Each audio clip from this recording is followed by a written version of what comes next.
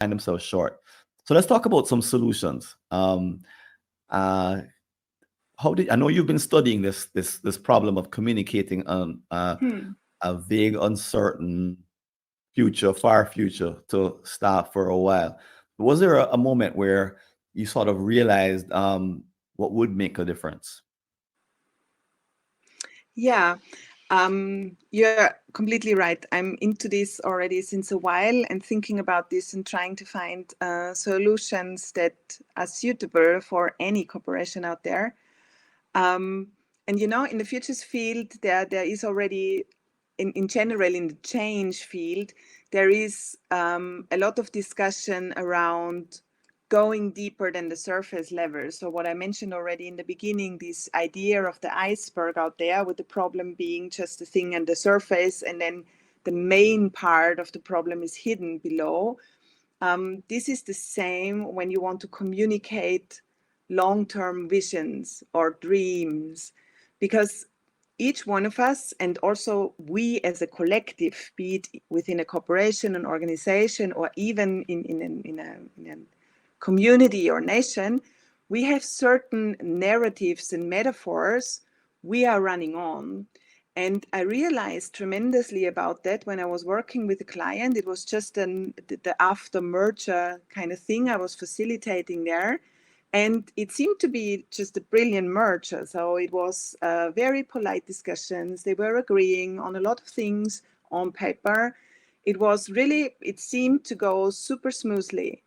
And then at one point, we made an exercise just to get an idea of the company culture and to communicate to the other party what the past company culture was.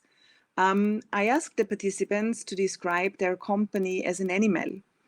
And while one party described their company as an elephant, meaning that they had a very long history, it was a very traditional company, they had a long memory back, a lot of experience, the other company described their organization as a tiger.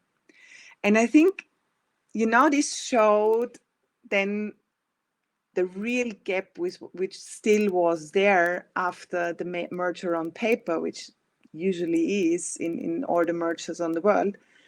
So this is where I really realized, okay, when you work with these deep narratives, these deep ideas, mostly communicated in pictures, it's often very difficult to describe that in logical language.